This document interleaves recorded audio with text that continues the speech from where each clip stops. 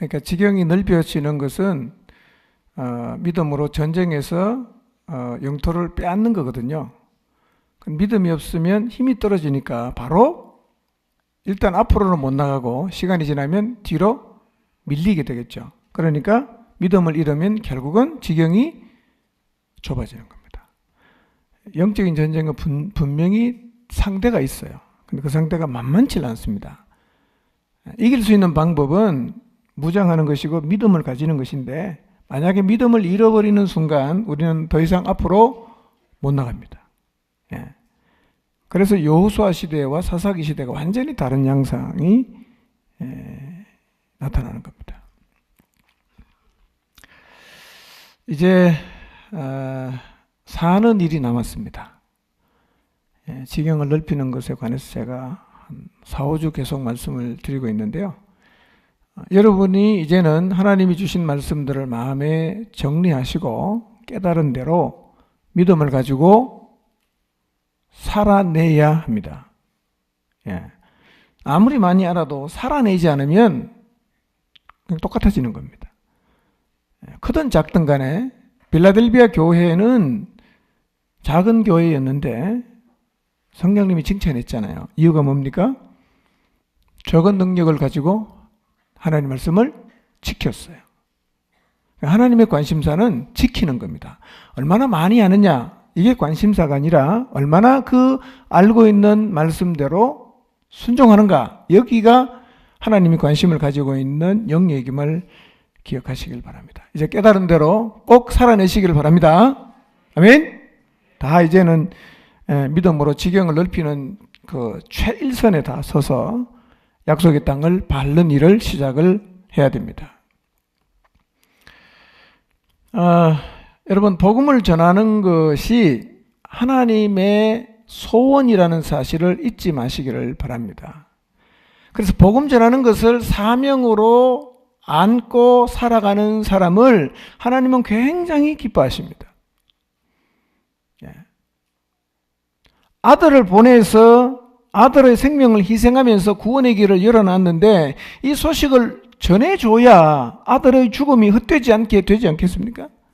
전할 사람이 너무너무 필요한 거예요. 그래서 바울이 빌립보 교회를 향해서 편지했던 것처럼 저희가 다 자기 일을 구하고 그리스도 예수의 일을 구하지 않는다, 이렇게 말했어요. 오늘날 다 자기 일에 바쁘고 주님이 우리에게 주신 사명을 별로 중요하지 않게 생각하는 사람이 많은데, 우리가 만약에 하나님의 소원인 복음 전파를 우리의 사명으로 삼고 살아간다면 하나님 얼마나 기뻐하시겠어요? 너무너무 기특해 하실 것 같아요. 여러분 모두가 복음 전파가 그리스도인이 내가 이 땅에 사는 동안 하나님께로부터 부여받은 사명이라는 사실을 잊지 마시기를 바랍니다. 이게 사명이에요. 바울은 사도행전 20장에서 목숨보다 이게 더 중요하다고 고백합니다. 목숨보다 중요한 게 사명이다. 그리고 또 하나는 복음의 지경을 넓히는 것에 대한 하나님의 약속이 있어도 뭘 해야 된다고요? 밟아야 됩니다. 가야 된단 말이에요. 우리가 사실은 제일 안 되는 게요, 다 아는데 안 가요. 물으면 다 대답을 너무너무 잘합니다. 설명도 너무너무 잘해. 근데 중요한 건 뭐냐? 안 가는 거예요. 안 가니까 다 알아도 약속까지 있어도 아무 일도 안 일어나는 거예요. 이제 일어나 가시기를 바랍니다.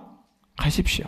하나님이 가라고 하시는 곳으로 가야 됩니다. 성령께서 보여주시는 그곳으로 그 사람에게로 가야 된단 말이에요. 만약에 우리가 하나님으로부터 약속을 받았어요. 그리고 그것이 얼마나 중요한지를 내가 다 알고 있습니다. 그럼에도 불구하고 그 약속하신 땅으로 가지 않으면 우리의 신앙생활의 모습은 민수기의 이스라엘과 같아집니다. 민수기의 이스라엘. 그럼 반대로 우리가 주님이 주신 그 약속을 붙잡고 가서 그 땅을 밟으면 우리의 신앙의 모습은 여호수아서에 나타난 이스라엘처럼 될 것입니다. 어느 쪽으로 살고 싶으세요? 민수기에 있는 이스라엘처럼 살고 싶으세요? 아니면 여호수아서에 나오는 이스라엘처럼 살고 싶으세요? 그런데 안타까운 것은 오늘날 많은 사람들의 신앙의 모습이 민수기의 이스라엘과 너무나 유사합니다. 프로테지로 따지면 이렇게 사는 사람이 훨씬 더 많습니다. 그래서 그리스도인인데 무엇에 희비가 엇갈리느냐 하면 먹고 마시는 거, 편한 거 불편한 거. 그러니까 하나님, 진리의 관점에서 보면 매우 저급한 일에 우리가 너무 민감하고 늘 이것이 우리에게 핫 이슈란 말이에요. 이 제일 중요한 일이야.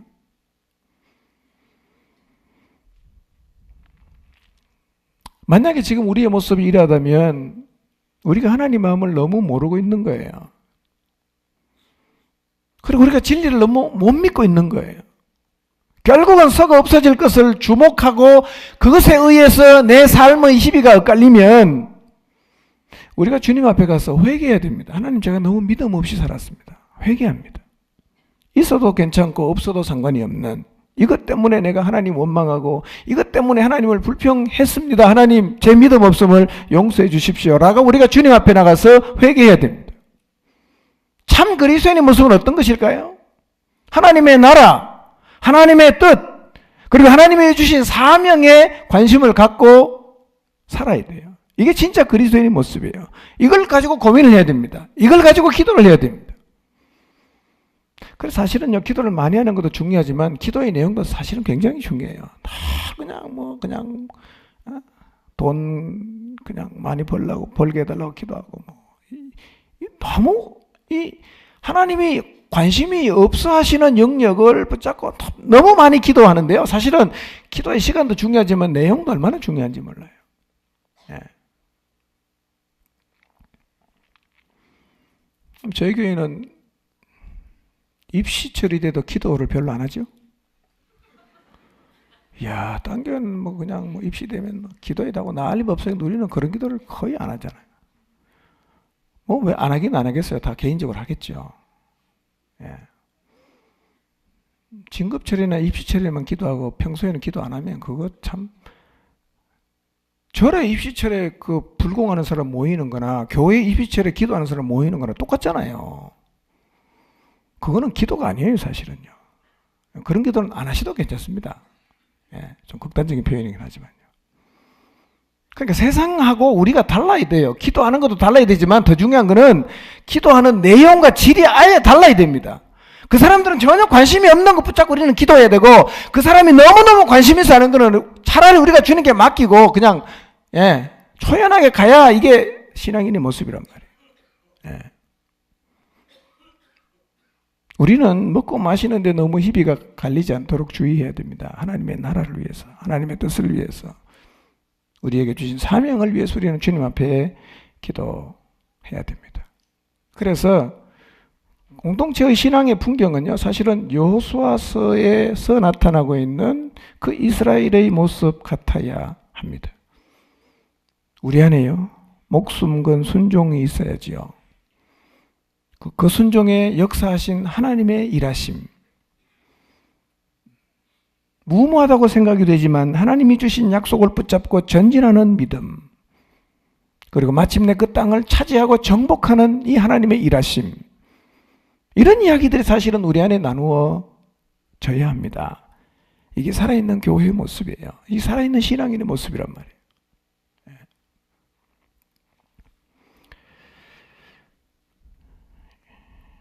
이런 신앙의 풍경을 꿈꾸시기 바랍니다. 여러분의 목장이, 여러분의 가정이, 우리 교회가 여호수아서에 나타난 이런 신앙 공동체로 설 수 있기를 사모하시고, 여러분 자신이 먼저 앞장서서 그런 삶을 살아가게 되시기를 바랍니다. 복음을 들고 가서 이제 정복을 해야 되는데요. 오늘 제가 가정에 대한 얘기를 하지만 꼭 가정만 하라는 얘기는 아니에요. 그러나 가정도 안 하는 사람이 바깥에 일을 하기는 사실은 좀 어렵습니다. 가정은 우선 해야 되지 않겠어요?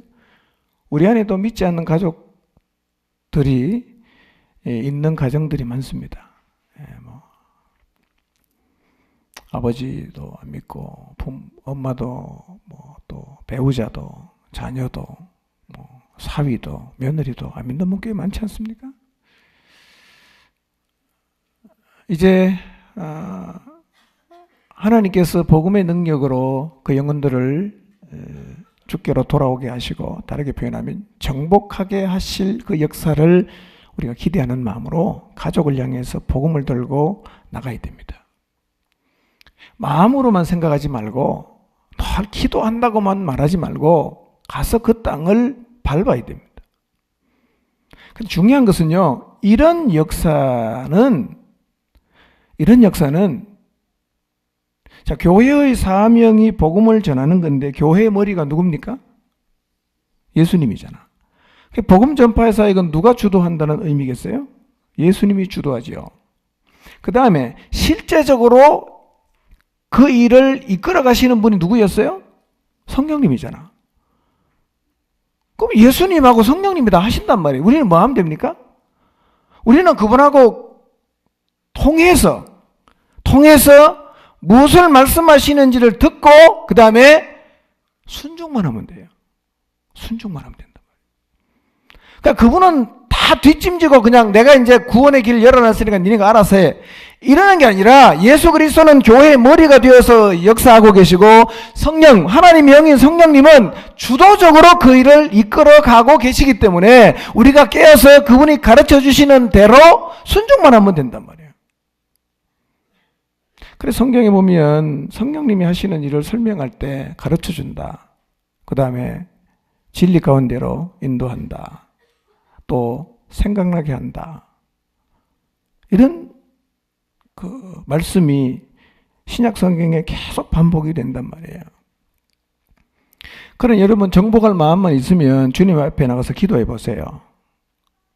마음을 주십니다. 가르쳐도 줘요. 어떻게 해야 될지도 방법도 다 가르쳐 주십니다. 그래서 중요한 것은 성령님과 교제하는 통로를 유지하는 것이 매우 중요합니다. 이걸 계속 유지를 해야 돼요. 이게 딱 막히는 순간 사실은요, 어려워집니다. 막연해져요. 근데 이게 열려 있으면요, 막연하지 않습니다. 예. 하나님이 가르쳐 주시는 방법이 우리의 상식에 가끔씩은 받아들이기가 어려울 수는 있겠지만, 그러나 이 성령님과의 교제의 통로가 열려 있는 사람은 지경을 넓히는 일이 절대로 막연한 일이 아니에요. 그분은 매우 구체적으로 가르쳐 주기 때문에. 예. 때로는요, 성령님이 이끄시는 길을 가는데도 긴장해야 될 때가 있어요. 마치 여호수아가 여리고를 갈 때의 어떤 느낌, 그런 거예요. 예. 그리고 신약으로 와서 보면 바울과 바나바가 복음을 전하러 갔을 때 100명 만나면 다 예수님 믿지 않았습니다. 핍박도 많았고, 어떤 사람은 돌로 쳐서 그냥 죽이려고도 하고, 별의별 일을 다 경험했습니다. 그러나 어쨌든 바울과 바나바가 가는 곳마다 교회가 다 세워졌어요. 예. 자, 우리가 지금 이 자리에 서 있다는 거예요. 사명을 받았어요. 머리 대신 예수님이 우리를 복음 전파의 일을 전반적으로 주도하시고, 성령님은 실제적으로 구체적으로 가르쳐 주시고, 우리가 그분의 말씀에 믿음을 가지고 교통하고 순종할 때 지경이 넓혀지는 역사는 오늘 우리 시대, 우리들의 삶을 통해서도 반드시 일어나게 될 것입니다. 자, 오늘 제가 말씀드린 게 뭐냐? 우리가 제일 많이 주의해야 되는 게 뭐냐면, 이런 루트가, 베이스가 다 만들어져도 믿음을 잃어버리는 순간 모든 것이 다 막힌다는 거예요. 믿음을 잃으면 그냥 다 막혀버립니다. 예. 그래서 가장 주의해야 되는 게, 우리가 믿음을 잃지 않는 것입니다. 믿음을 잃지 않는 것입니다. 돌아보면요, 우리가 믿음이 우리 안에서 막 생명력을 발휘할 때는요, 진짜 우리가 이 바울과 바나바처럼 복음 들고 막 그냥 거침없이 갑니다. 근데 믿음이 사라지기 시작하면요, 갑자기 우리 걸음이 다 멈춰져 버립니다. 다 막히는 거예요. 그러니까 여호수아 시대에서 어디로 가는 거죠? 사사기로 넘어가는 겁니다. 사사기로. 자, 여호수아가 가나안 정복을 몇 년에 걸쳐서 했다고 했습니까? 한 6년 정도. 견해가 여러 가지가 있는데 갈렙의 나이를 계산해 보면 6년이라고 이렇게 우리가 추정해 볼 수가 있습니다. 6년 동안 중요 거점을 다 정복했어요. 문제는 언제부터 나타났냐? 지파들에게 나누어 주고 나서부터 문제가 나타나는데요. 땅을 다 분배받았는데 지파들이 여호수아가 하나님을 향해 가졌던 믿음이 없다가 보니까 자투리 땅 남아있는, 그러니까 땅 곳곳에 있는 크고 작은 적들을 전혀 정복하지 못하는 거예요. 그 어떤 결정을 내리냐? 같이 살자. 공존하는 결정을 내렸다. 그래서 사사기 1장에서 반복적으로 하는 표현이 뭡니까? 쫓아내지 못했다. 쫓아내지 않았다. 쫓아내지 못함으로. 이렇게 설명하고 있습니다. 싸우지 않고 공존하는 길을 선택함으로 가나안 정복의 역사는 멈추게 되고 뒷걸음질하게 되죠. 낮에 살폈던 것처럼 가장 클라이막스가 뭐냐? 아모리 족속이 단 자손을 어디에 가뒀습니까? 산지에 가두어 놓고 밑으로 못 내려오게 하는 일이 벌어졌습니다. 정복한 땅에 도리어 갇혀버린 일이 실제로 일어났어요. 이런 일은 우리에게도 충분히 일어날 수 있어요. 충분히 일어날 수 있습니다. 복음으로 정복해야 되는 우리가 오히려 세상에 갇힐 수 있어요. 예. 근데 이 사사 시대에 와서 많은 대부분의 지파들이 가나안 원주민하고 공존하는 길을 선택을 했는데 오늘날 우리 가운데도 이런 일이 일어나고 있는 것 같아요. 믿지 않는 남편에게 복음을 전하지 않고 평화롭게 공존합니다. 믿지 않는 자녀가 집에 있는데 복음을 전하지 않고 공존합니다. 믿지 않는 부모님과 같이 살지만 복음을 전하지 않고 평화롭게 공존한단 말이에요. 이게 사사기 상태하고 똑같은 겁니다. 예. 믿지 않는 가족을 보면서 그 영혼의 최후가 어떻게 될 것인지를 생각하면서 하나님 앞에서 애타하는 마음이 없어요. 멸망으로 가는 인간을 구원하기 위해서 하나님이 행하신 그 굿 뉴스를, 복음을 전하려는 마음이 없어요. 그게 복음이 아니기 때문일까요? 이게 바로 믿음을 잃어버렸다는 증거입니다. 믿음을 잃어버리니까 이 얘기를 못하는 거예요. 사사시대만 있었던 일이 아니라 오늘 한국 교회 안에서도 이런 일은 굉장히 많이 일어나고 있습니다. 우리는 이 구조를 다시 깨야 됩니다.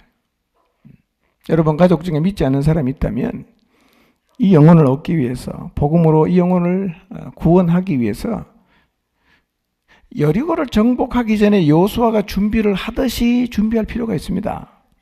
하나님의 도우심을 구하고 주님의 말씀을 듣고 어떻게 하든지 간에 약속이 있는 그 땅을 정복하려고 해야 되는데 아예 지금 내 마음속에 그런 생각조차 없다면 나는 지금 사사시대 이스라엘의 지파의 모습과 그들의 신앙 상태와 거의 유사한 상태에 놓였다는 사실을 인식해야 됩니다.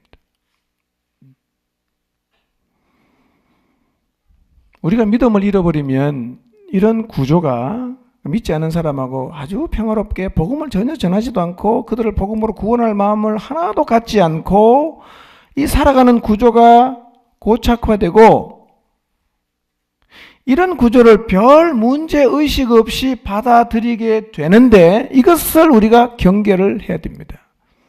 이제 우리는 공존하려는 마음이 아니라 복음으로 그 영혼들을 구원하려는 마음을 가져야 됩니다. 하나님 앞에 엎드려 기도하시고 여리고를 앞둔 여호수아의 심정을 헤아리고 성령님의 이끄심을 따라 정복 전쟁을 여러분 모두가 다시 시작하게 되시기를 바랍니다. 다시 하나님이 주시는 믿음을 가지고 가족이 신자와 불신자로 계속 평화롭게 공존하는 상태를 깨고 복음으로 온 가정을 구원하고 그 영혼들이 주께 돌아와 하나님을 높여드리는 간증을 하는 역사들이 우리 모두의 삶 가운데서 다시 일어나게 되기를 주님의 이름으로 축복합니다. 기도하겠습니다.